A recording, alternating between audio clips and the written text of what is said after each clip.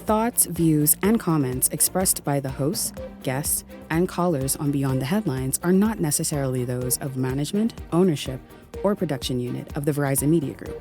Beyond the Headlines is a production of ILTV Studios and cannot be reproduced or represented in part or entirety without express written permission of the Verizon Media Group. Beyond the Headlines is the intellectual property of the Verizon Media Group. Copyright 2021.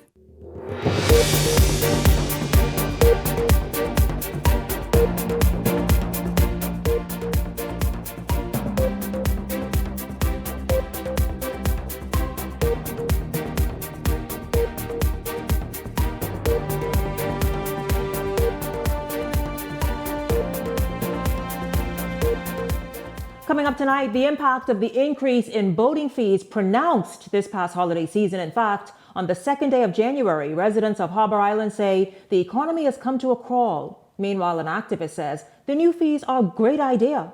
Also tonight, what is the real story behind the resignation of former ambassador to Bahrain?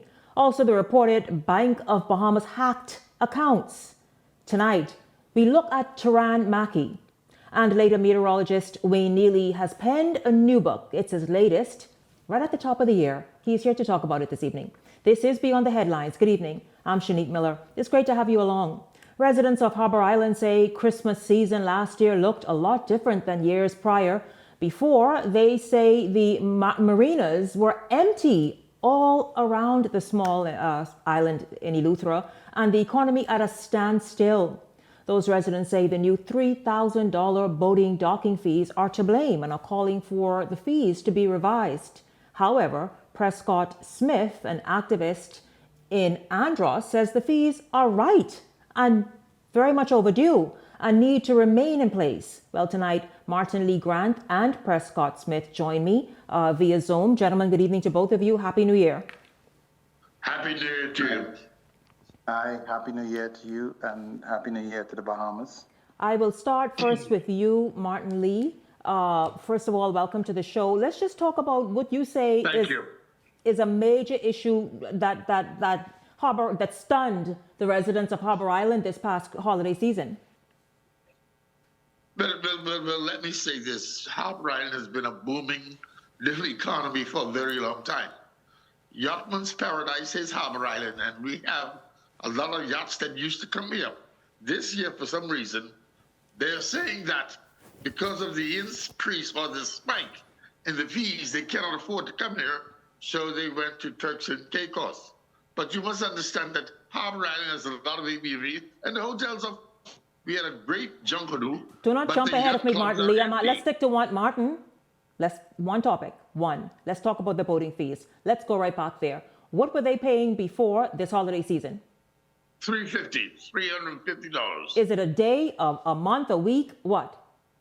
I really don't understand the yachting fees. I really don't. I don't even work in that area. Now I'm understanding that has gone from $350 to $3,000.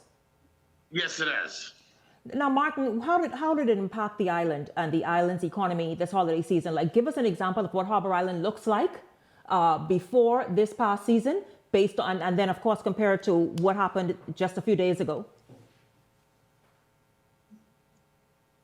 Like I said before, Harbour Island has always been a booming economy.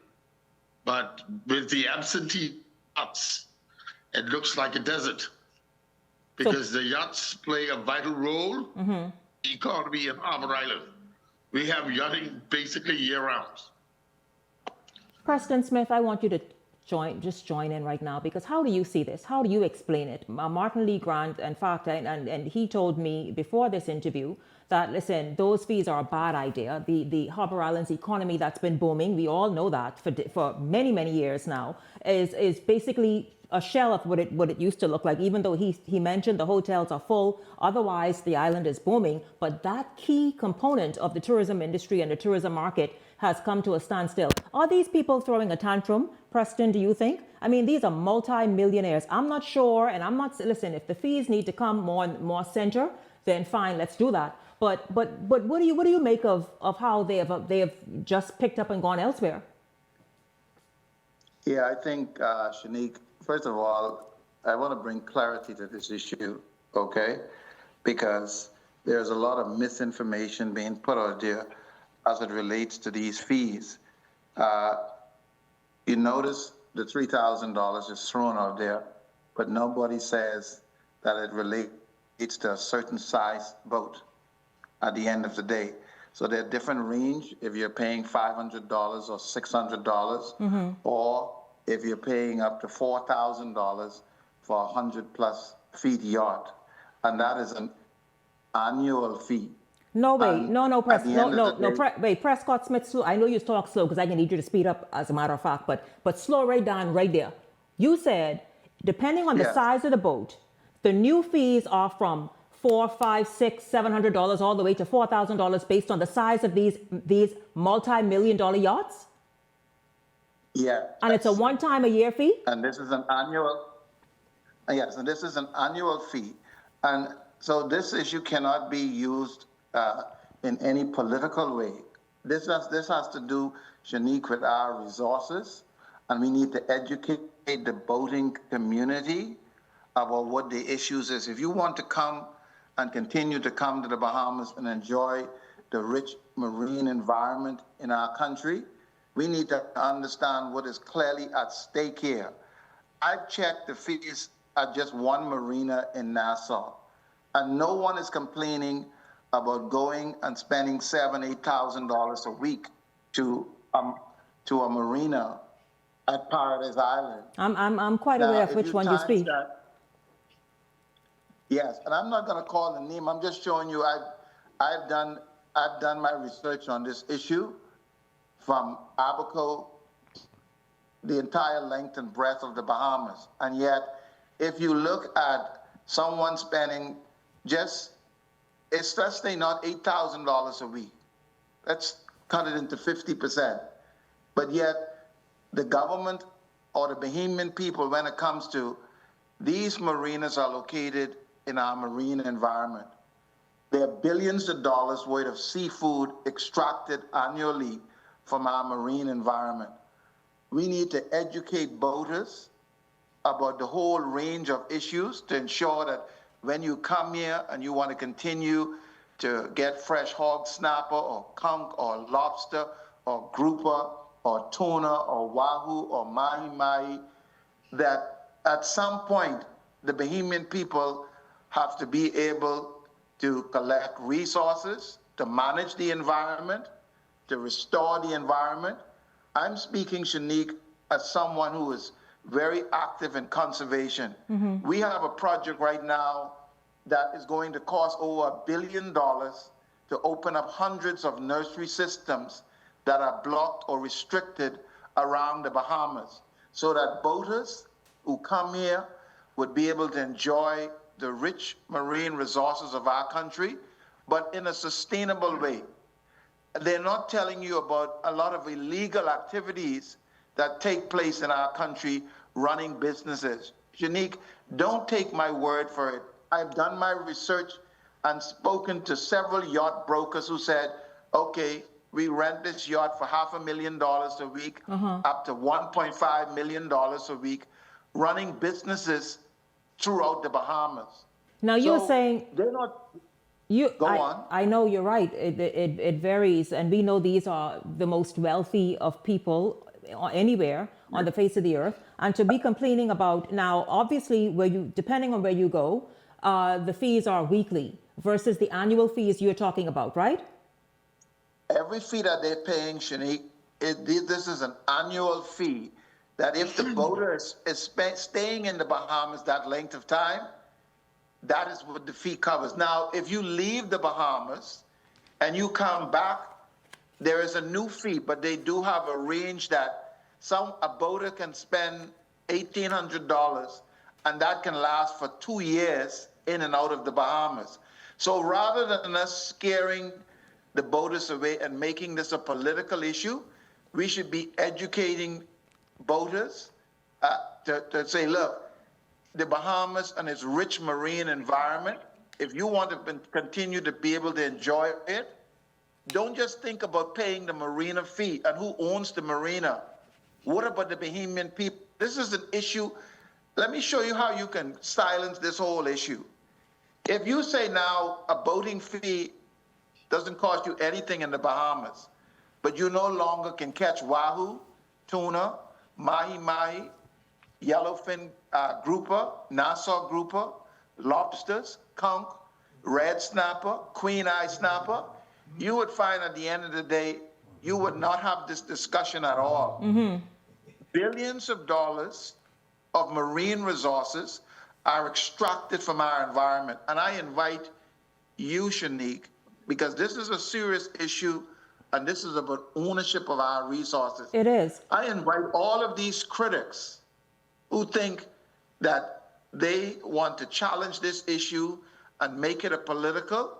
I want to come on your show But with whether all it's of them. political, Prescott, you've said political now several times, and maybe you've heard it because I've disconnected over the last few days. So maybe you've heard people making it political, but I have heard this part of the fact of the impact on employment and to the economy.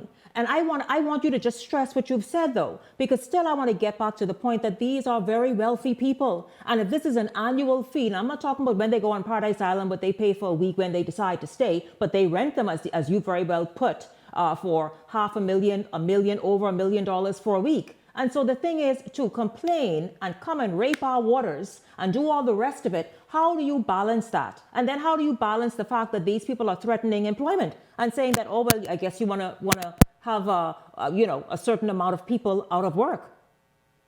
This is very familiar to me, and that's why I say, don't use the Bahamian people as pawns and lobby, because the agenda to undermine Bahamians benefiting from resources and the real protection of our environment. I went to the cabinet, Shanique, 20-something years ago. If you go back and look at the papers, boycott the Bahamas, we're going to go to Turks and Caicos. I'm a captain.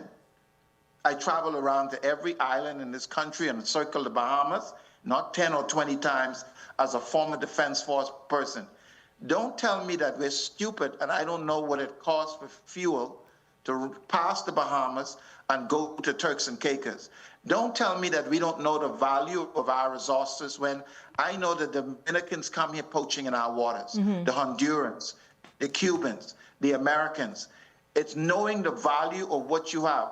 We want to welcome boaters to come and enjoy the beauty of the country and its resources, but we have to do it in a responsible way. What about whether the marine owners, the marinas and the owners of those marinas threaten to lay people off because this business has slowed? Imagine it's temporarily, because you brought up a great point. The amount of fuel it takes to go to sail past the Bahamas and go to Turks and Caicos or any other destination is something they are quickly not going to want to continue participating in. They're not going to, and you have to know your position with your resources. Absolutely.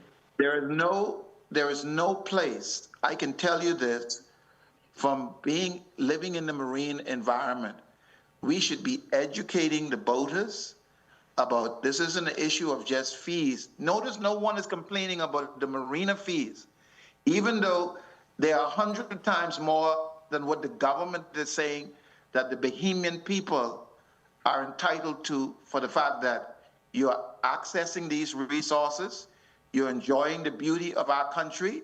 Where does the waste go from the yacht? At the end of the day, it's our environment. We right have to protect in our waters, yes. And this is the issue. We cannot allow. That's why I invite you, Shanique, and I'm going to call the name. This is not new for me. When we were fighting for the flats fishing legislation, it was the cry that people are going to stop coming to the Bahamas to fly fish. There's not going to be any jobs. When I went to cabinet 20-something years ago and showed the government from $20 fee to $300, it was boycott the Bahamas. We're going to go to Turks and Caicos. And so, Prescott, how do we address Harbor Island?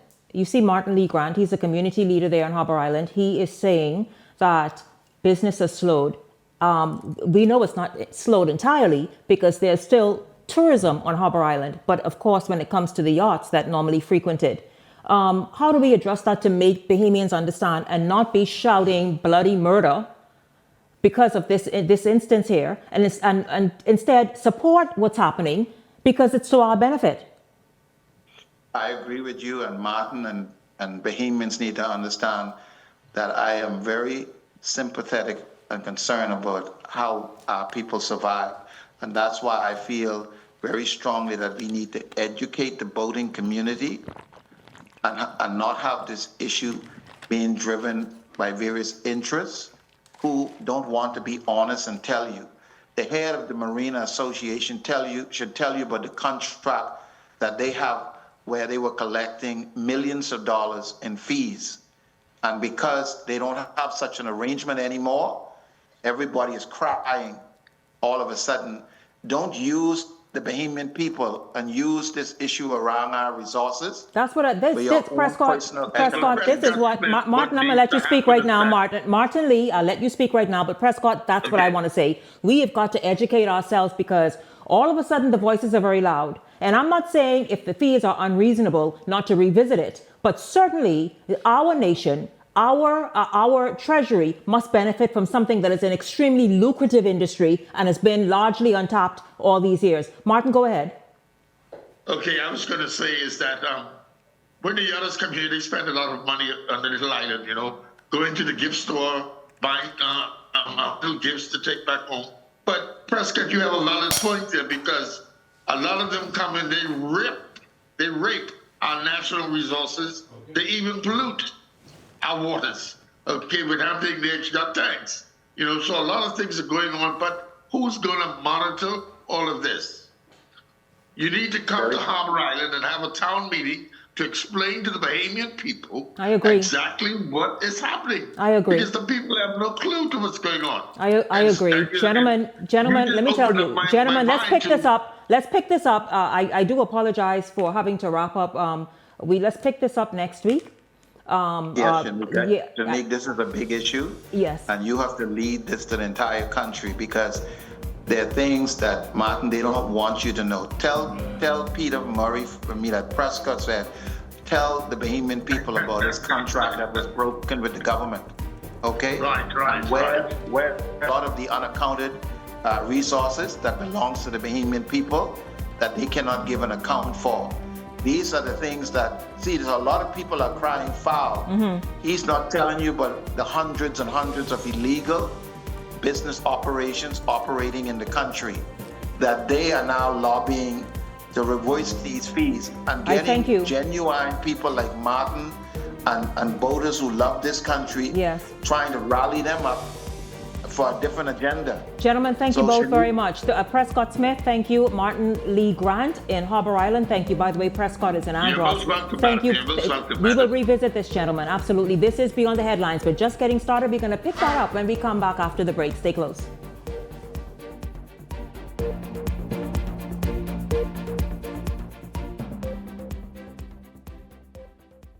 It's a Holy Frosty Christmas, and Wendy's and Coke is bringing the chill. This year, when you upgrade any Wendy's combo to a large, you can instantly win big with the Upgrade and Win Christmas giveaway. We're talking travel gift cards, gadgets, holiday treats, and prizes that make your Holy Frosty Christmas shine. Just upgrade your favorite lunch combo, scan the QR code on your receipt to enter and let the holiday magic begin. Enjoy great tasting food and win big this Christmas with Wendy's and Coca-Cola's Upgrade and Win. Rules and restrictions apply.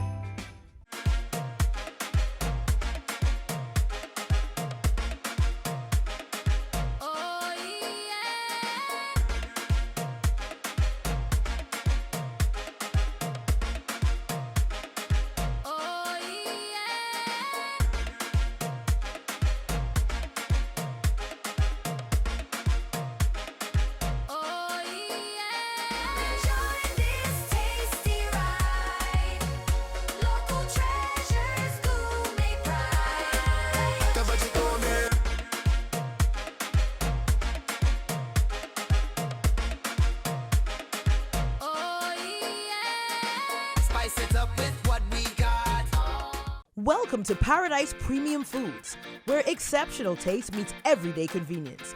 Right in the heart of Hurricane Hole Plaza, whether you're planning a beachside brunch, an intimate dinner, or simply restocking your favorites, we offer only the finest selection of local and imported goods, handpicked for quality, freshness, and flavor. At Paradise Premium Foods, shopping is effortless, service is personal, and every visit feels like a treat. From gourmet meals to go to organic essentials and indulgent treats, this is your neighborhood market elevated. Live well, eat better. Discover Paradise Premium Foods, now open at Hurricane Hole Plaza, Paradise Island. Paradise Premium Foods. Taste the difference.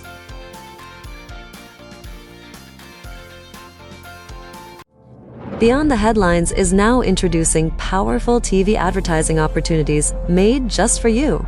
Choose our television ad package, 20 30-second ads for $2,000 or 20 60-second ads for $2,500 plus VAT. Prefer flexibility? Go a la carte. Just $150 for a 30-second ad or $200 for a 60-second ad. Step into the spotlight with our interview package. One 15-minute interview for $500 or 4 for $15 per month. Or bring Beyond the Headlines directly to you with our live on location package, only $2,600 plus VAT. For more information, contact our sales agent at 242-466-6173. This segment is brought to you by EV Motors Fleet Sales Division. For 2026 commercial vehicles, call 821-2403 today.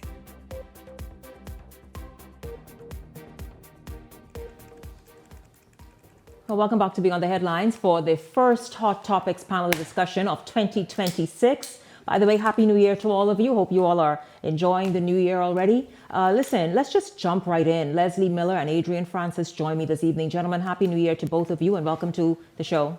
Happy New Year, colleagues. Happy New Year, Bahamas.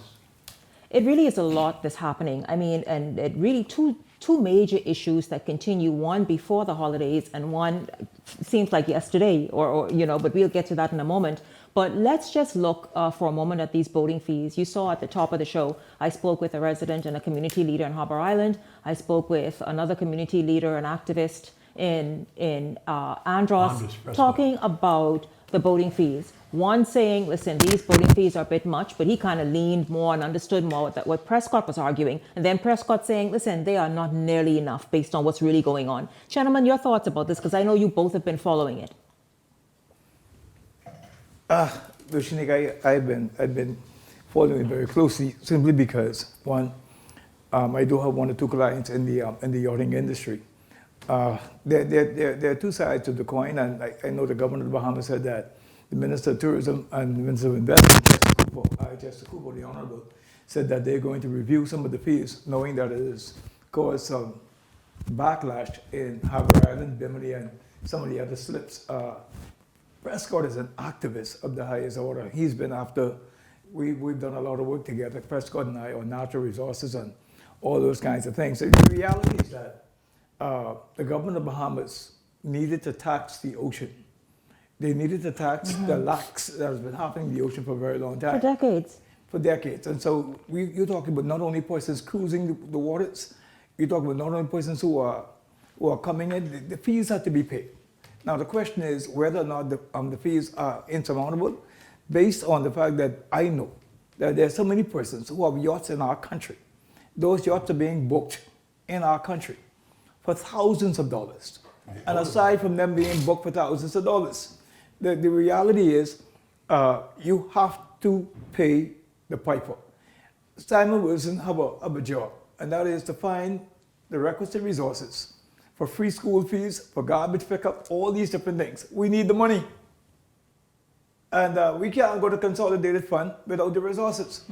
So we need the resources, and so the fees went up. And there are many slips that are empty, of course, and that is true. We have to strike a balance. The government is doing their review to try to find a significant balance on how we can make this work. But the bottom line is, there's no free lunch in the Bahamas. There's no free lunch in the country.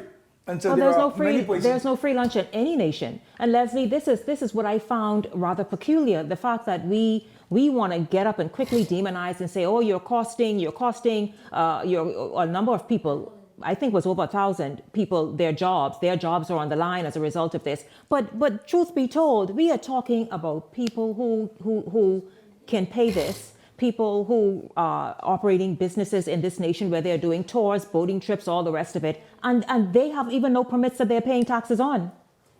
You know what's interesting with all this? Happy New Year to all Bahamas. May God bless you all during this year. The World Bank and the IMF just completed a study on tourism with regard to boating, pleasure boating and the like. And it says that we here in the Caribbean and South and Central America is getting far less than any other area on the globe. Yeah. Far less, not even 10% of what they're getting. Mm-hmm. We are receiving. Mm-hmm. So here we are selling ourselves for nothing. And the damage that is being done to our waters and to our reefs. Give an example with the cruise ship. A few years ago, the cruise ship put all of its waste in our waters. Mm-hmm. We found them some $50,000. How much damage that did? $50,000 to these billion-dollar operations. Okay. America's still doing quite big. And furthermore, most of the people who are raised in hell, I used to be Minister of Agriculture, is the little fisherman out of Florida who comes in these big boats. And they call it's not really, it's a fishing boat. But it's a fishing boat that's upgraded more so than Bahamian boats. Well, what they take out of our waters is more than all the commercial fishermen in the Bahamas combined. It's a business, and they're saying, don't hit my bottom line. I've been doing this now for the last 100 years for nothing. That's what it is. They don't want change. Why you want me now to pay? That's what it is. Right. What I got to pay for? I've been getting it for free.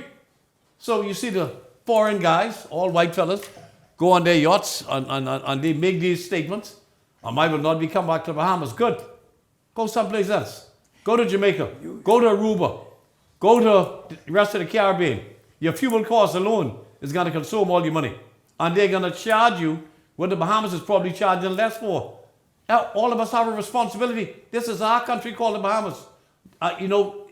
The Honorable Paul Adley used to say this. He said during the Commission of Inquiry to the lady in New York, I'll never forget, he and Celinda. See, we may be small, but we're independent and free, We make our citizens the best interest of Bahamian people, not the foreigners. This all God give us a place called the Bahamas. You do what you got to do in your country. These people think why they can we'll hold do what you, we have to do to keep our ship afloat. They think, Leslie and Adrian, they can hold you hostage or treat you stupidly because you don't know. Prescott said something that was very key. Mm-hmm. He said, unless we respect and understand and begin to appreciate who we are and what we have, people will continue to come and run roughshod over us. It's about national identity. The challenge we have is that for so long, we have knelt at the feet of persons and we have sold our birthright. It's about being a sovereign nation, knowing who you are as a sovereign people. If they want to go somewhere else, you still got to come to my doggone waters to go where you're going anyhow. Exactly. You got to come to my waters. The Bahamas is not in North America, we're not in Latin America, we're not in South America, we're not even in the Caribbean. God in His infinite wisdom placed the Bahamas in a very unique spot. And we sit, you have to come through me. Yeah. And you have to pay more after you go through. To get from Europe, you got to come to the Bahamas? You got to come to the Bahamas. And so we are in the most significant spot in the world. And we have to stop acting as if we are beggars. Well, how do you tell Bahamians and change the mindset? But isn't it interesting that all of the ports in New Providence over the holidays was full. Absolutely full. So it's the little guy who's there fishing, the big guy who's bigger than our fellas in the water fishing, who's complaining. And the guys who run the docks, of course they can raise hell. They can say, you taxing me. You're not taxing them. First of all, these people who come to Bahamas, they sail those yachts overseas, Yeah. They are paid before they get on the ship. I just think we need to let the Ministry of Tourism and then people get together and reach some happy medium. Yeah. That we can get this thing over it instead of getting the it's no longer for free. It's no longer for free. It's no longer Move for free. on, man. Especially the fishing part of this, because too many persons who come on these yachts, they are fishing, and then they use the charge per boat. But what about even, Adrian, we know the fishing, but there's other operations happening through these yachts once they come here and bring their people. I mean, they are running excursions, they're doing tours, they're doing fishing expeditions, all of which are, I mean, tens of thousands of dollars per trip. The average person, wealthy people who have these yachts that we're talking about, they do the same thing the people does with the houses that they have in the family islands. Yes. It's exactly the same thing. Yeah. I got a friend of mine, Adrian and them, these are their yachts, talking about a 60-foot boat. Yeah. I can make $50,000 a day for it, taking about 20 people on a cruise through the Bahamas. Yeah. The problem is, they pay their fees. Yeah. And the fella's telling you, I've been doing it forever and didn't pay nothing. What is your problem? Why do you want me to pay now? You should be happy that I'm here. Right. Because I'm from the United States, I'm a foreigner. And that's what it you is. Should be happy. You should be happy I'm here. That I'm not happy that's that you're here. Because I'll tell you what Martin Lee said. He didn't say a lot in that interview. Prescott did most of the talking, but he said, listen, those people, because of the new fees now, they used to take that and go and shop. You know, Harper Island is a very expensive destination. Very expensive. So they used to go to the stores and buy this and buy that. Yes. But guess what? If they want to, they will. They'll still continue. The point is, so we cannot give the country away for free. The country needs an upkeep from the infrastructure to other things that are envisioned, airports, docks, all the rest of it. This nation needs maintenance. It needs new entities brought on stream. Where's it going to happen? Where's it going to come from? That's said it just now. He quoted the Honorable Paul Adley. And I'll tell you, at some point, we're going to have to act as if we're a sovereign nation. We're going to have to prepare to be sovereign. Acquiescent all the time, man. We have to begin to know that we can do as we please. That's what sovereignty means. You can act outside of somebody else's opinion. We don't need everybody's opinion. Not because you're white, you're right. Exactly.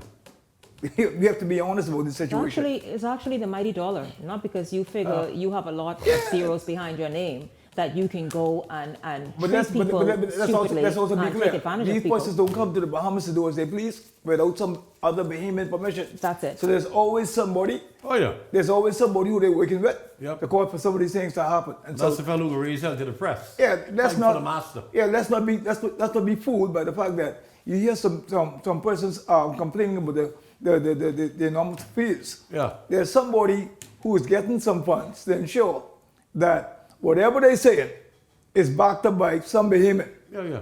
Ain't no foreign, some Bahamian. You're fighting for the man, that's all. I want to move this on, gentlemen, before, while we are still in this segment. The issue with, and this is something that is still quite a whole lot of question marks behind it, Taran Maki. Taran is a former non-resident ambassador to Bahrain. I'm hearing another country, but certainly Bahrain, and also held a director position. I'm not sure if on the board of directors but certainly at Bank of the Bahamas. A lot is being said, not very clear at the moment. I imagine we will learn more as this moves on. But this gentleman, what do we know about him? Apparently, he was a director, and he resigned abruptly. We all saw it. He resigned abruptly from both posts. Now, this is a slap in the face if there ever was one. I mean, we saw during just before the holiday the other ambassador, Rick Fox, who is just gone full out. And now this ambassador resigning because I think I saw something that he sent out a statement because he had to address some urgent issues. Gentlemen, who playing the games here and what's happening? Because one, what is this person's track record, this Taran Maki, that he held the position to begin with? And do we need to bring into much greater light those who are up for positions? Because this year, I've never seen this before. You know, it's unfortunate that this young man would find himself in any kind of a questionable situation. Let me just put it there. I believe that we have to now speak to, there's a scripture that I always hold to. Give no authority to a novice, lest they become conceited. I believe we have to be very, very careful how we deal with young persons in high positions. And I'm not casting any aspersions on this young man because I think that everything is being said is under investigation. So let's be clear that he's innocent. It's alleged. All this is just allegation for the most part. But, you know, we keep promoting, we keep giving access sometimes to the process. Yeah. And we have to be very careful when we give authority to young persons, we keep trying to push older people out of the way for some stupid reason. Well, Adrian, okay, well, again, what is this guy's track record? Taran Mackey, what is his track record? I mean, he just came on the national scene a minute ago. We hear now he was which he resigned from, ambassador to Bahrain and director of Bank of the Bahamas. What was his record before? What I've learned about Taran, I know his mom a little bit, and God bless his mom, she's a prayer warrior of the highest order. So let me just say that I think he has an LLB. He studied in London. I think he have the requisite educational qualification to have been appointed.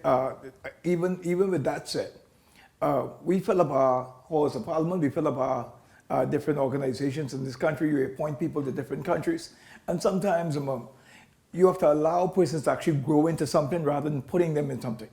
And we have to be very careful that we begin to groom persons for leadership in our country and ensure that the Bahamian people know who they are prior to them being posted. I have no objection, gentlemen, and Leslie, you can jump in. I have no objection. I see people talk all the time, especially in this country. We are an ageist Bahamian society. Yeah.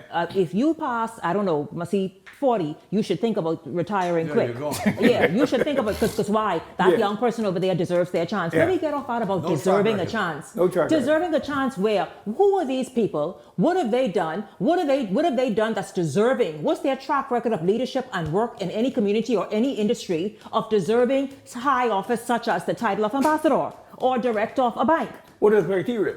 What is it? And so we've got to stop throwing stuff around at people who, because I don't know, because they are friends, whatever it is that they are, and they are unqualified, Leslie. Well, Leslie been in the system long. Allegedly. I'm not familiar with this young man, but I was surprised and shocked. The Tribune front page, one of the biggest captions you've ever seen. Yeah. For last year, to be honest, that he was resigned from the board of the Bank of the Bahamas. I didn't know he was there. He was ambassador to Bahrain. I don't think most people know that he was. I certainly didn't know anything about it. But we didn't know him. These things happen, and I guess it's who you know in situations like this for you to get where you want to go. It's unfortunate that he's a young man, I'm told, under 40 years of age. I don't know what track record he's gotten in this country. He seems to be a fellow with the prerequisite qualifications, have a college degree, out of London and what have you. But I don't know his track record. I don't know what he has done in his life or what his type of work is in finance, international finance with inheritance and banking, private family banking and what have you. But, whenever things go astray, it affects every Bahamian. That's what I want to make the point clear. Whatever happened between he and a client or what have you, that's going to resonate with us as a country. Well, there are a number of allegations out there. See what's going to go on. Yeah, I'm not going to repeat them because they're allegations at this point. But I mean, you all saw it. And then, gentlemen, what is the question with the stories and the other allegations of hacked bank accounts at Bank of the Bahamas? And people seem to want to sort of tie it to him. Yeah, I don't. From my research and from my understanding, I don't see the connection. One of the things that we have to be very careful of. Any government and any political party can see someone as an aspirant. They can see someone with a lot of qualities and qualifications. Was this gentleman an aspirant? I think he may have been an aspirant also. Of what? I think he has some political desires. Political aspirations? Some political aspirations. Okay. But the challenge is, you can vet someone and doesn't always show exactly who their character is. You can put a loop on anyone, and so. I don't think it's fair, and I want to put this out there. I don't think it's fair for any government, any political organization to be held responsible for anybody's actions. Because they're not. Yes, they're not. And so let's put that out there, that anytime somebody make a mistake or make a decision because of who they're tied to politically, sometimes people try to do the connect. Now with Bank of the Bahamas, in all my conversations and all my sources, I don't see the connect between Bank of the Bahamas being part of this whole tie. And so, according to my sources, I don't see where Bank of the Bahamas is tied to this, but we have to also be very careful. Oh, you're saying that the reports of accounts being hacked? There may be two different situations from what I think they are. Yeah. I can't see any connection Yeah, between a board member yeah. on any institution, such as Bank of the Bahamas, on being in a position to It's just unheard of. Yeah, very But good. I'll tell you this. You may be involved in such a scam. If there is a scam, right. They are not bottom. That's a very, very serious accusation. Yeah, Bahamas now, remember, they get on these damn little phones here, and they will ruin you in 15 minutes if they can. 10 seconds. Well, listen to me. Nobody came They and do a hell of said, a no job with one that. came and said after that release was made that I think the gentleman did himself, his own statement, that we don't know this man, and the man lying, he never served as the director. What I'm saying is this, you say it's not, it can't be tied to politics or something, but whichever political organization appointed the person, Of course. you want to look at them with your hand under your chin, that emoji that says, okay, what's happening? Make it clear. Clarify it for the rest of us. Undoubtedly. And the question again is our vetting process. I am very concerned about this whole notion. I have some young ladies who work in my office, and they always tell me when it comes to my phone or something like this, don't forget now, you're getting old. I say, yeah, get old. Because young people believe as soon as you reach a certain age, you got to go the way. No, we have it's to a now stupid begin- notion in the Bahamas. Because in the United States, let me tell you, I watch it with glee. Yeah. In the United States, we see Donald Trump is 80. Yeah, We see, yeah, and if so my thing is, if you resonate, if you have a vision, if you can work and still able to have great Yes. because your wisdom is what's priceless. And if you throwing could do people all away, these man. things, you belong around the table. Stop Stop throwing in people the away. Bahamas. In the Bahamas, Why I'll tell you Bahamas? this, you all. Stop. Politicians, governments, stop throwing away the experienced individual because That's you're right. trying to appease the younger God. voter My or God. whomever they are. Many of whom have no great work ethic, no experience, and don't know what That's they're right. doing. That's And right. so tonight, we wrap this segment up with more questions. What is the man guilty of doing or alleged in the charges? And also, what is it that he's being even accused of doing? Or what did he have to pull away from quickly and so abruptly? It's just a whole lot of questions. And we will continue to follow this as well. Leslie Miller, Adrian Francis, again, Happy New Year to both of Happy you. New Year, my Good dear. to see you both. Thank you very Happy much. New Year, Yes, Bahamas. absolutely. When we come All the back, best, Bahamas. Wayne, yes, all the best this year for sure, certainly. Wayne Neely is here. He has a brand new book with him, I tell you, and it's quite thick. When does he find the time? We're back right after this. So,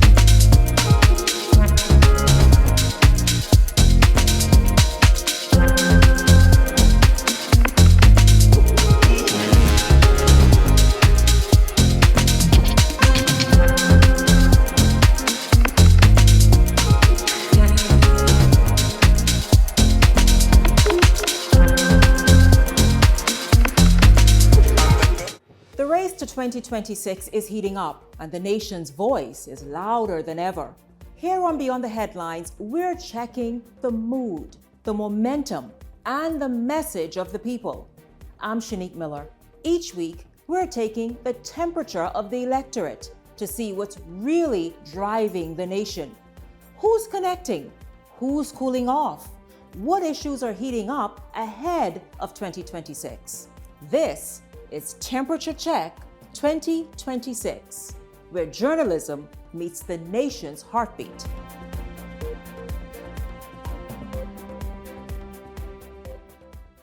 So you want a space. But not just any space. You need something with a little more potential. So how about 1,000 square feet of room to play with? Superb audio and video production capability, digital LED wall, full lighting grid, and about 124 seats to accommodate a full studio audience with so many other features. Make us your home for your next concert, conference, and so much more. Honestly, the possibilities are endless. Here at ILTV Studios, we'd love to bring your next event to life. So what do you say? Do you want our space?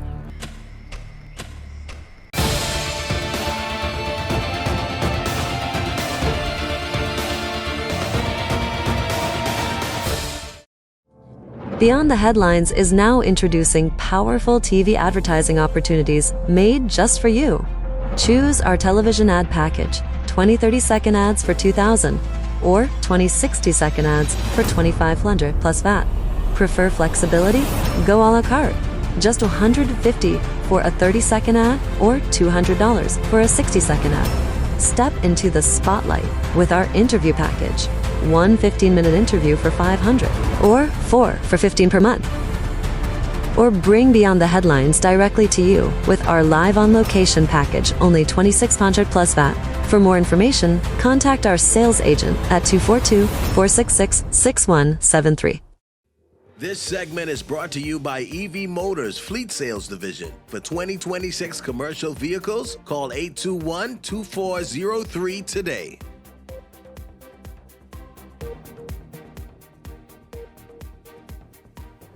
Welcome back to Beyond the Headlines. It's good to have you all tuned in. Of course, you heard me say before the break and at the top of the show that meteorologist Wayne Neely is here. Well, Wayne Neely joins me. He wrote recently, and now I saw it. He's already been making the rounds. I'll tell you that because I saw it. The Great Hurricanes of 1933. Now, Neely appeared recently in last year's award-winning documentary, We Are Not Okay, a documentary that Justin Williamson worked on. You all hear me call Justin's name? That very one. Yes, the one right behind there. But Wayne, listen, congratulations on your book. I see this and I think, like, what history, Wayne, this here is a read. Yeah, the Great Bahamian Hurricanes of 1933. First of all, congratulations. Happy New Year. Thank you. Happy New Year to you too, and Happy New Year to the Bahamas. And yes, my 17th book. 17. It's over 600 pages of work.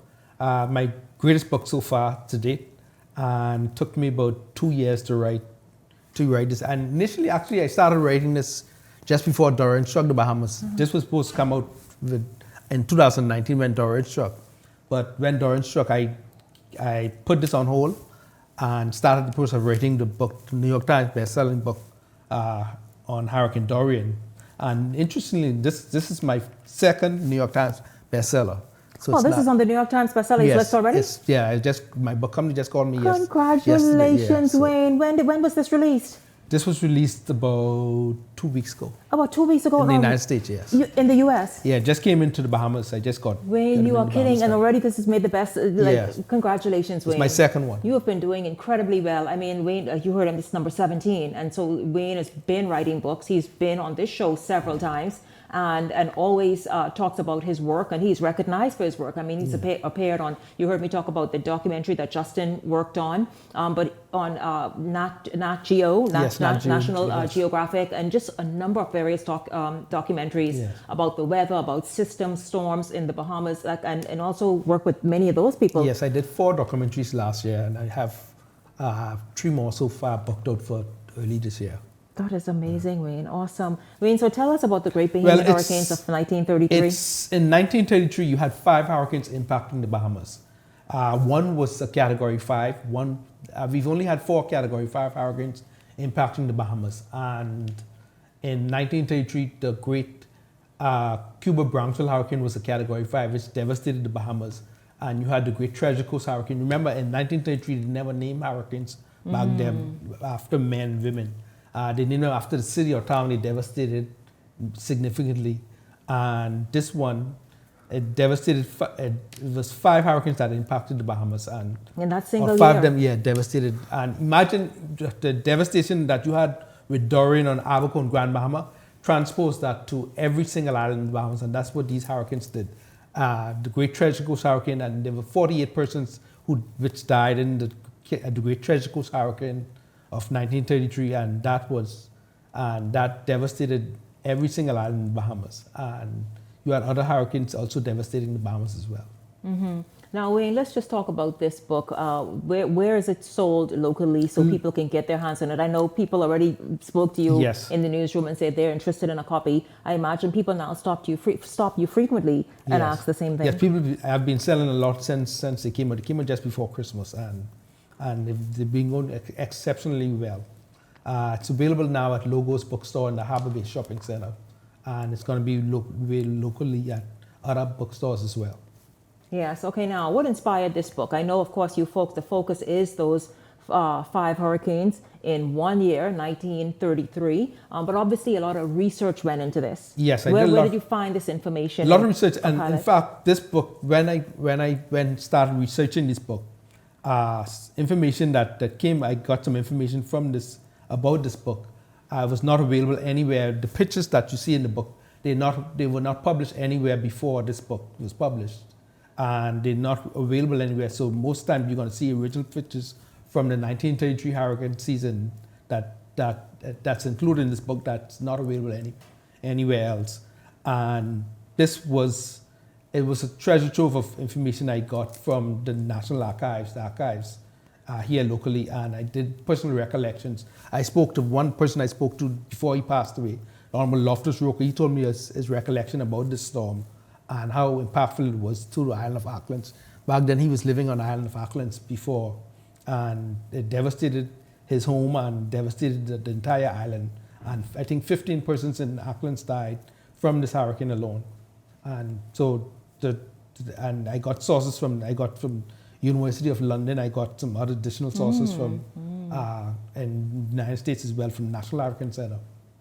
Okay, Wayne, now that year, even though there were 5, which is wild to think about, we don't ever want a repeat of that, No. Not even one, but that year there were 20 hurricanes. Yes, there were Why 20. was the season, why do you think that season in 1933 was so busy and historic? Well, this is one persons who talk about climate change and global warming, and those persons who say that climate change is not occurring, they use this season as an example, because this season you had 20 named storms, and at the time climate change climate change was not taking place at the time. And so you had, what happened is that when you look at hurricane season, you look at inhibiting factors and factors that would prevent the hurricane from forming. This year you had the La Nina process was in place, and so you had more storms. You had a bumper year of hurricanes. In fact, hurricane season for this year started in May, Shanique, and it ended at the end of November. And so you had a very active season. You had warm waters. The waters was extremely warm. And from all indications, it was a bit warmer than the average 26.5 degrees Celsius, which is needed for a hurricane threshold. So you had warmer waters, and you also had light winds in the upper atmosphere, which allows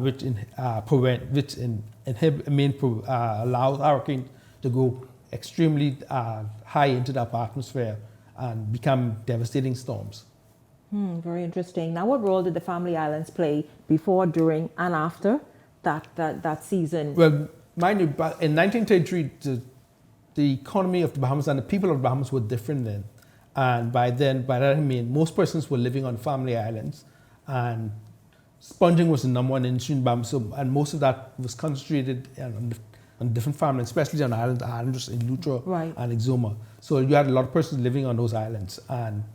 And at the time, whenever there was a major hurricane, the commissioner of the island, he would go about informing persons that there was a storm coming. If he got it either by telegram or however he got it, he would go into the community and send a message to every person that there was a storm traveling. Unfortunately, it was not like that because sponging was number one industry. Most of the men and boys were out at sea, and some of those boats were caught in these storms. And many of those persons succumbed during the storm. So you had a great influence of people gathering in Family Islands and not knowing a major storm was traveling and were caught by the storm. And so that's account for a lot of the fatalities that occurred in this hurricane. Much like it was at that time in that period, not being able to get information out. Shanique, because of this hurricane is the reason why you have ZNS. In 1926, you had the Great Nassau Hurricane of 1926, which killed 258 Bahamians. In 1928, you had the Great Okeechobee Hurricane, which killed about 1,400 Bahamians. In 1929, the Brian Bixing run from Sea Jerusalem. In 1920, you had 142 Bahamians who died in that storm.